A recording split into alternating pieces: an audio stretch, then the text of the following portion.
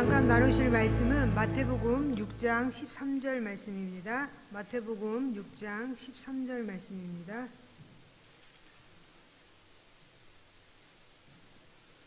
마태복음 6장 13절 말씀입니다.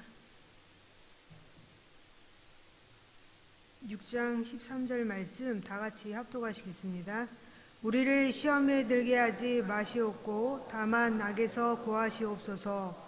나라와 권세와 영광이 아버지께 영원히 있사옵나이다. 아멘.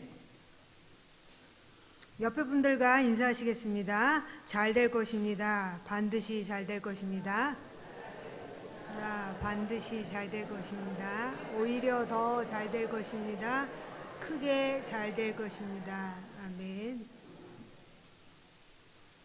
오늘로 이제 너희는 이렇게 기도하라 이제 마지막 시간인데요. 지난주에는 이제 일용할 양식은 이제 육적인 삶을 위한 기도였고, 죄를 사하여 달라는 기도는 영적인 삶을 위한 기도였습니다. 네, 오늘 살펴볼 6번째 강구는 영혼과 육체의 모든 삶에 관계된 기도라고 할 수 있습니다. 그래서 너희는 이렇게 기도하라. 첫 번째, 시험과 악에서 구해달라고 기도하라입니다. 그리스도인의 영육 안의 모든 삶에 이러한 기도가 필요한 이유는 무엇일까요? 왜 시험에 들게 하지 말아달라고, 악에서 구해달라고 이런 기도가 필요할까요? 우리를 시험에 들게 하는 위험들이 우리의 영육 안의 모든 삶 속에 도사리고 있기 때문입니다. 그리스도인의 삶의 본질적으로 영적인 싸움이 있습니다. 사도 바울이 에베소서에서나 서신서에서 이런 얘기를 많이 하고 있죠. 그 얘기가 뭐예요? 우리 인간의 모든 삶은, 그리스도인의 삶은 영적인 전쟁이다 라고 얘기하고 있습니다. 그 얘기가 베드로전서 5장 8절에 잘 나와 있는데요. 베드로전서 5장 8절 말씀 한번 읽어보겠습니다. 5장 8절입니다. 근신하라, 깨어라, 너희 대적 마귀가 우는 사자같이 두루다니며 삼킬 자를 찾나니. 아멘. 하나님은 예수님이 공생애를 시작하기 전에 이미 하늘로부터 이는 내 사랑하는 아들이라고, 내 기뻐하는 자라고 음성을 들려주셨습니다. 그리고 하나님께서 자기 아들을 어디로 보내셨죠? 네, 광야로 보내셨죠. 아무 돕는 자 없이 마귀에게 시험을 당하셔야 하는 광야로 보내셨습니다. 자, 예수님은 광야로 보내셔서 마귀와의 싸움에서 승리하시고 성령의 권능을 받으시고 갈릴리로 돌아가셔서 모든 삶의 사역에 승리하십니다. 하나님께서 당신의 믿는 자녀들을 영적으로 강하게 하시는 방법 중에 하나가 뭐예요? 시험을 당하게 하는 거라는 거예요. 네. 그러나 시험을 당하는 모든 사람이 강해지는 건 아닙니다. 네. 영적으로 강한 사람은 마귀에게 시험을 받는 사람이 아니고 그 마귀와 시험 가운데 이기는 사람이 영적으로 강한 사람입니다. 오늘도 시험의 유혹을 느끼신 분이 있지 않을까 생각해요. 오늘 수요 예배 갈까 말까. 네. 그런 시험에 있을 수 있죠. 근데 오셨다면 뭐예요? 이기신 분들이에요. 그렇다고 안 오신 분들이 정죄한다, 그 얘기는 아닙니다. 삶은 시험의 연속입니다. 죄가 없으신 예수님께서 시험에 들게 하지 마시옵고는 예수님에게 간절한 기도 제목이었습니다. 예수님의 생애를 한번 묵상해 보십시오. 예수님께서 이 땅에 사시는 그 삶 자체가 얼마나 많은 시험을 당하셨는지 성경을 통해 알 수 있습니다. 우리가 얼마나 예수를 잘 믿는지, 우리의 신앙 경력이 어떠한지와 상관없이 우리는 시험을 만나게 됩니다. 헌신된 인생을 살고 충성된 삶을 살지라도 시험을 피해갈 수 없습니다. 그것을 인정해야 합니다. 그래서 예수님께서는 우리에게 시험에 들지 말라고 기도하라고 가르쳐 주셨습니다. 시험의 일반적인 특징이 있는데요. 시험을 통과하는 분들에게 이런 특징이 있습니다. 그 시험의 과정을 통해서 무엇인가를 입증하신다는 거예요. 그러니까 신앙생활을 오래 하셨기 때문에 시험의 여러 과정들을 통과하셨잖아요. 그러면서 내가 어떤 사람이다 라고 입증해 오셨습니다. 그러니까 시험하다의 정확한 의미는 그 존재가 어떠한 존재인지를 알아보다로 이해해야 합니다. 시험하다는 뭐라고요? 그 존재가 어떠한 존재인지를 알아보다로 이해해야 합니다. 그러니까 시험을 통해 우리가 누구인지 하나님 앞에 입증한다는 것입니다. 그리고 우리가 누구인지를 또 보여줄 수 있는 기회이기도 하지요. 이 세상 무엇보다 하나님을 사랑하십니까? 지금 믿음으로 살고 있다고 하나님께 말씀드릴 수 있으십니까? 또한 어떠한 역경 속에서도 하나님을 부인하지 않을 수 있으십니까? 이것은 입술로 대답할 수 있는 문제가 아니라 시험을 거치면서 삶 속에서 하나님, 내가 믿음으로 살고 있죠? 내가 어떤 세상의 무엇보다 하나님을 사랑하고 있죠? 라고 보여주셔야 된다는 거예요. 네. 그래서 시험을 거치며 삶 속에서 입증해내야 하는 것이 문제입니다. 그래서 시험을 잘 견디고 이겨내므로 자신이 거룩한 성화의 길을 걸어가는 그리스도임을 입증하시는 저와 여러분 되시기를 간절히 바랍니다. 시험은 매우 다양한 경로를 통해 우리에게 옵니다. 크게 두 가지로는 세상이고 또 하나는 육신입니다. 세상을 통해 오는 시험에 관해서 잠깐 살펴보려고 하는데요. 요한복음 15장 19절에서 요한일서 2장 15절에서 그 얘기를 잘 하고 있습니다. 요한복음 15장 19절 말씀을 한번 읽어보겠습니다. 너희가 세상에 속하였으면 세상이 자기의 것을 사랑할 것이나 너희는 세상에 속한 자가 아니요 도리어 내가 너희를 세상에서 택하였기 때문에 세상이 너희를 미워하느니라. 요한일서 2장 15절입니다. 2장 15절입니다. 이 세상이나 세상에 있는 것들을 사랑하지 말라. 누구든지 세상을 사랑하면 아버지의 사랑이 그 안에 있지 아니하니. 세상은 결코 우리 편이 아닙니다. 세상에서 살아간다는 말은 어떤 말이냐면 치열한 전쟁터 한가운데에서 군사로 살아간다는 의미랑 마찬가지입니다. 따라서 우리는 시험에 들게 하지 말아달라고, 악에서 구해달라고 항상 기도해야 합니다. 또한 나의 삶을 가급적이면 단순한 삶으로 근신하며 살아갈 수 있도록 만들어야 합니다. 왜요? 어떤 분들은 이게 이렇게 고리타분하게 살아. 집, 교회, 회사. 이렇게 단순하게 사는 삶을 너 세상에서 참 재미없겠다 이렇게 생각하시는데 이게 뭐예요?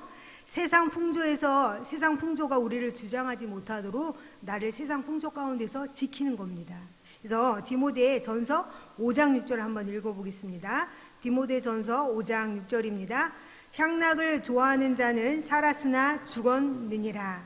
여기서 말씀하는 향락은 뭐냐면요, 술을 마시고 육체의 쾌락을 위해 사는 부도덕한 타락만을 말하는 게 아니고요, 그 삶도 물론 마찬가지죠.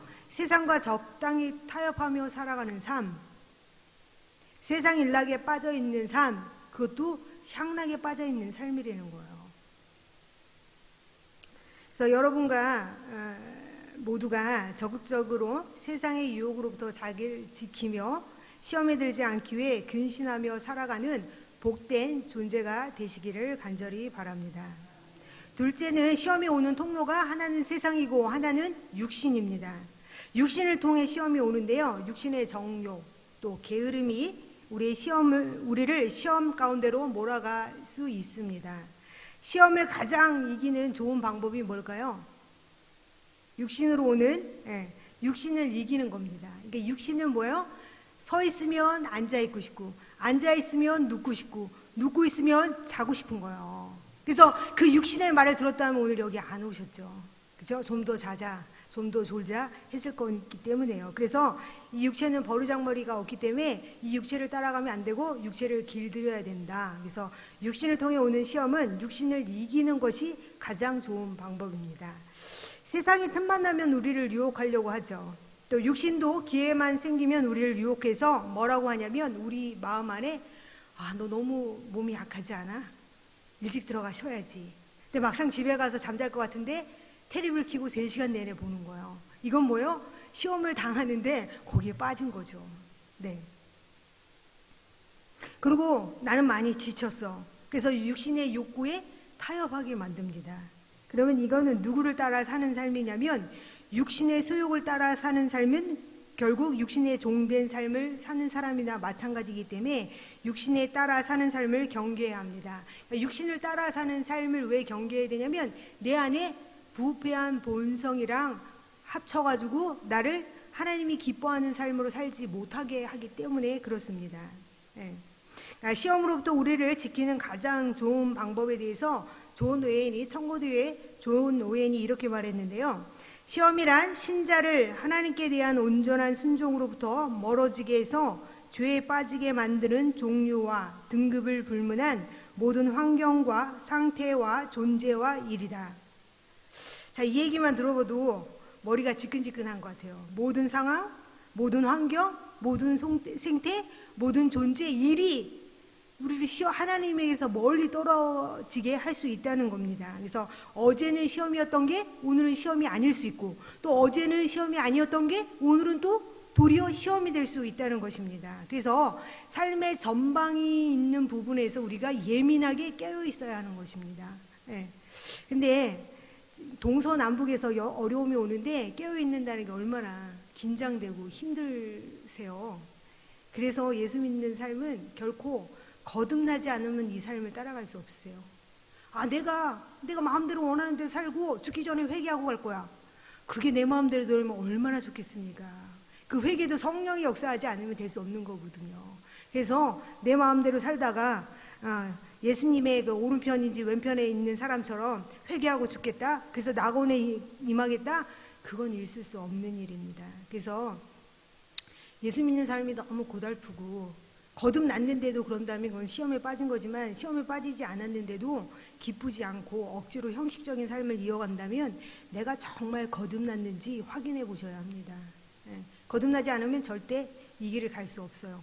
내 안에 예수님의 생명이 없기 때문에요. 모든 것이 만사가 힘들죠.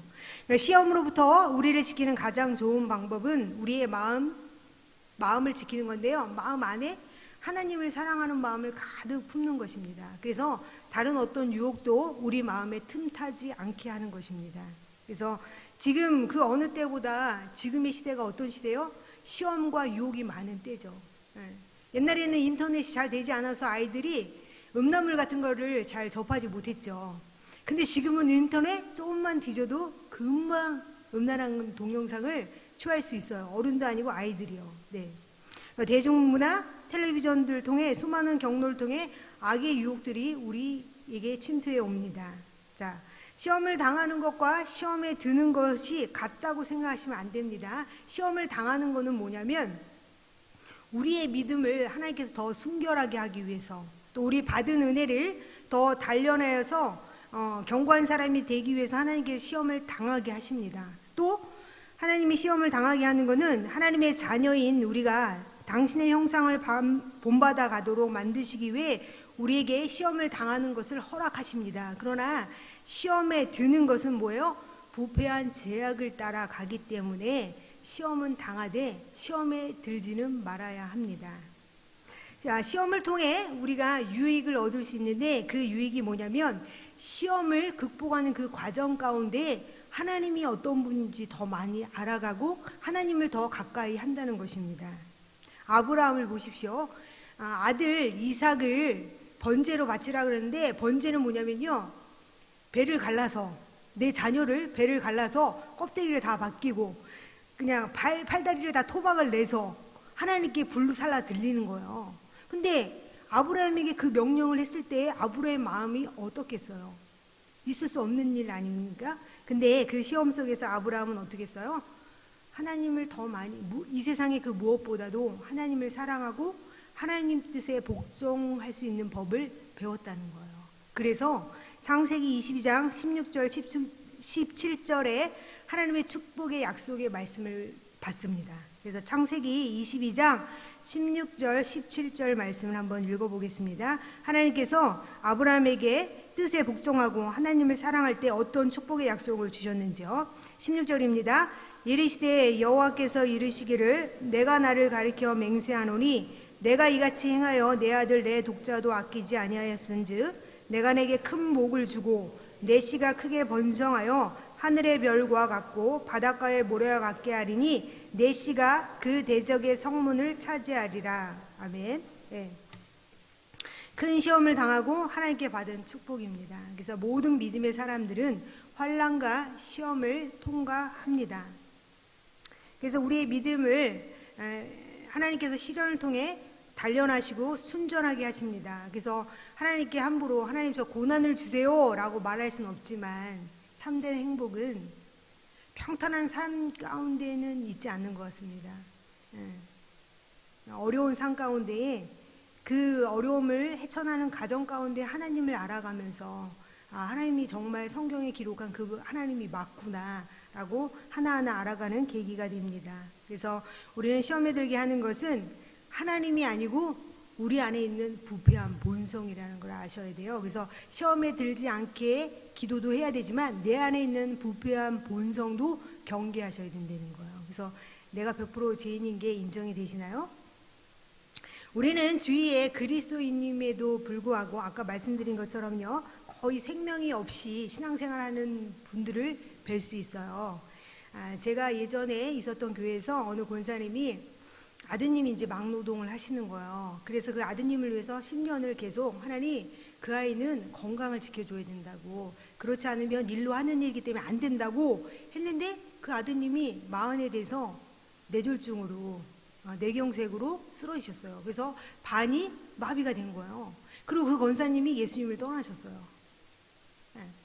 이런 시험을 당하셨을 때에 그 권사님에게 함부로 제가 뭐 이러세요 저러세요 말할 수 없죠. 아무것도 지금 들리지 않을 테니까요. 네. 그랬을 때 그 권사님 더 이상 교회에 나오지 않았는데 이 권사님은 시험을 당했는데 어떻게 되신 거예요?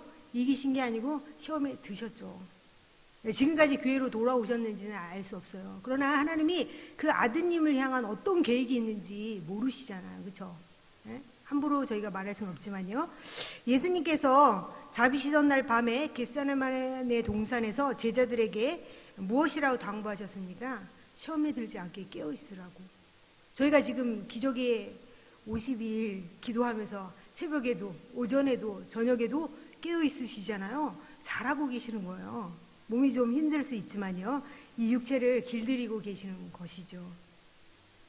이것은 예수님께서 왜 시험에 들지 않게 깨어있으라고 하셨을까요? 시험에 드는 것이 우리를 얼마나 황폐하게 하는지 알 수 있기 때문에요. 그렇게 신앙생활 잘하던 그분이 어느 날 죽음 앞에서 예수님을 부인하는 모습을 볼 수 있기 때문에 그렇습니다. 그러면 시험에 들었을 때 어떻게 해야 할까요? 동서남북에서 시험이 오는데 오늘 이 6번째 강구는 시험에 빠진 사람에 대한 기도가 아니고 시험에 들지 않은 은혜의 상태에 있는 그리스도인에 대한 강구예요. 그렇다면 시험에 들었을 때는 어떻게 해야 할까요? 시험에 들었다면 더 하나님께 매달려서 기도해야 되는데 현실은 그렇지 않죠. 더 기도가 안 되죠. 하나님께 원망만 되죠. 그럴 때는 기도보다도 먼저 자신이 시험에 들게 된 시작점을 찾아내고 애통해야 합니다. 이것도 그런 어려움을 당한 사람에게 들리지 않을 거예요. 먼저 자신의 고통 상황에 주목하지 말고 객관적으로 자신을 보며 이 어려움에 봉착된 원인이 무엇인지 무엇으로 살펴보냐면 말씀으로 살펴보셔야 돼요. 반드시 택자라면 하나님이 그에게 말씀하십니다. 듣기를 원한다면. 우리는 들을까 봐 무서울 때가 있어요. 왜냐하면 옛날 어른들이 그러죠. 잘난 자식 하나 있으면 선교사 되라고 그러면 어떡하나, 목사 되라고 하면 어떡할까, 하나님의 음성을 안 들으려고 하는데요, 반드시 내가 하나님의 음성을 들으려고 한다면 하나님 말씀하신다는 거예요. 왜요? 자기 자녀이니까요.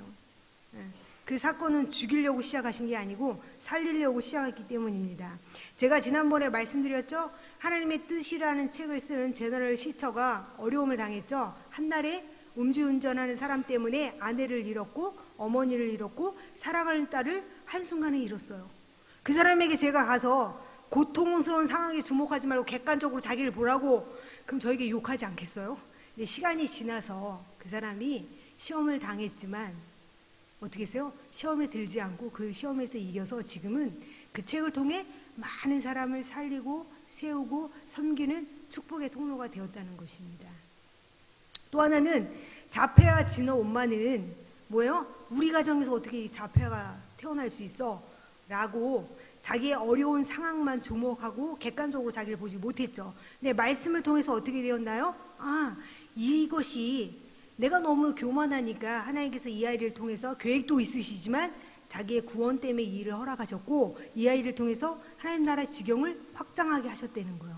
말씀을 통해서 하나님께서 해석해 주시고 또 깨닫게 해주시고, 그 시험에 빠지는 게 아니고 시험에서 나올 수 있게 해주셨죠. 그래서 주기도문에 시험에 드는 것과 악에 빠지는 것을 그러니까 함께 연결이 되었기 때문에 하나님이 말씀하신 건데요. 만약에 진호 엄마가 시험에 드는 것에서 계속 있었다면 악에 빠져서 그 아이를 버리든지 그 아이를 죽이고 자기도 죽고 싶었다고 얘기를 하더라고요. 그러나 그 악에 빠지지 않았죠.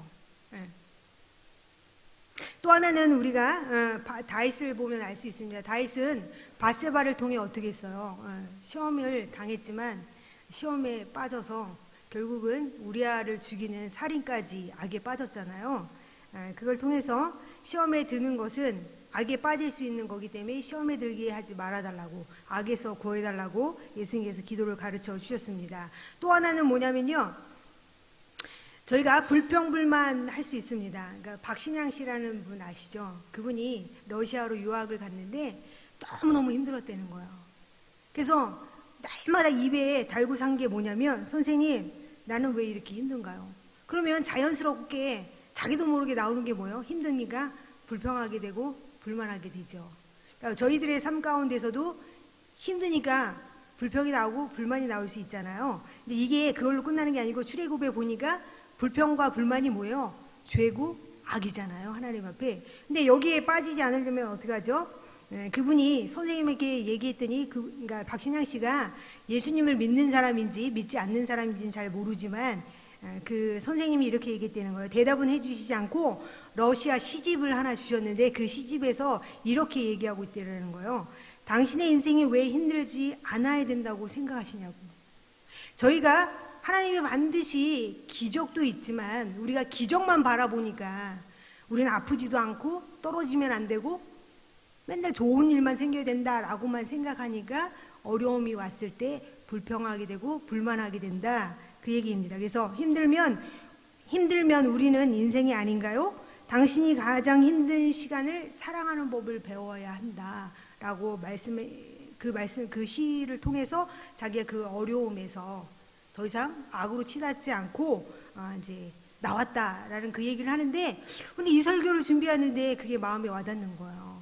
우리가 많은 시험 가운데 있는데 왜 예수 믿는 게 이렇게 힘들까라고 생각하지만 우리가 그거조차도 사랑하는 법을 배우지 않는다면 기적만 바라고 세상의 가치관, 기복만 바라고 고난을 통해 주시려고 하는 하나님의 유익을 바라볼 수 없다는 것입니다. 그리고 두 번째, 너희는 이렇게 기도하라. 두 번째는 나라와 권세와 영광이 임하기를 기도하라입니다. 13절 뒤에 가로 안에 나라와 권세와 영광이 아버지께 영원히 있사옵나이다 아멘 하잖아요. 원래는 이게 왜 가로 안에 있냐면 성경은 원래 원본이 없는 거 아시죠? 사본만 있습니다. 그 사본, 어떤 사본에는 이게 있고 어떤 사본에는 이 나라와 권세와 영광이 이게 없는 거예요. 그러나 예수님이 이 기도를 가르쳐 준 건 아니지만 교회 안에서 오랫동안 이 성령이 하나님께 경배하는 의도에 훌륭한 뜻을 담고 있고 영적인 유익이 있기 때문에 이것을 계속 하는 거라는 거예요. 근데 성령의 핵심이 뭐냐면 이 부분이 성령 부분이에요. 이 성령의 핵심이 뭐냐면 그 나라와 권세와 영광이 우리의 기도를 들으시는 하나님 아버지께 영원히 있다는 찬송입니다. 그래서 시간이 갔는데요.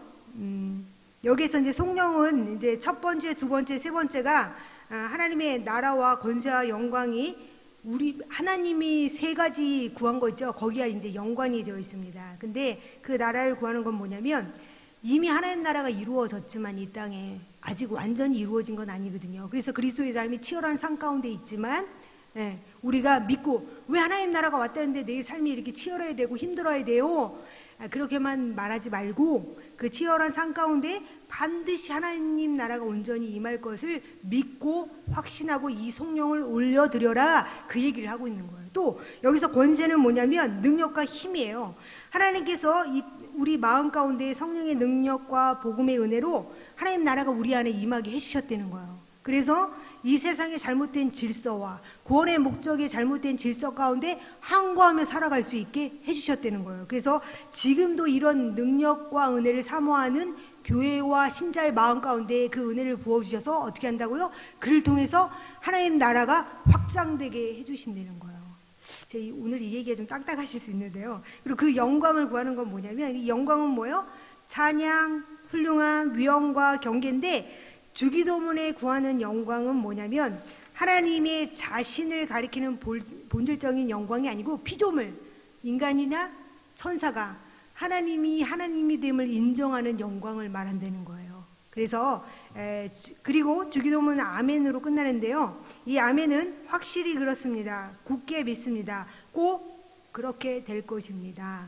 라고 현재와 미래와 과거를 포함한 모두 이런 나라가 임해서 하나님 예수님이 재림할 때 정말 하나님의 말씀이 온전히 성취되는 그때를 볼 수 있도록 인도하여 주시옵소서. 그래서 아멘으로 주기도문이 끝나는데 이거는 암송용이 아니고 우리의 삶을 들여 이루어갈 목표이다라는 것을 보여주고 있습니다. 주기도문의 아름다운 강구들이 이 땅 곳곳에 실현되기를 간절히 소망합니다. 다 같이 기도하시겠습니다.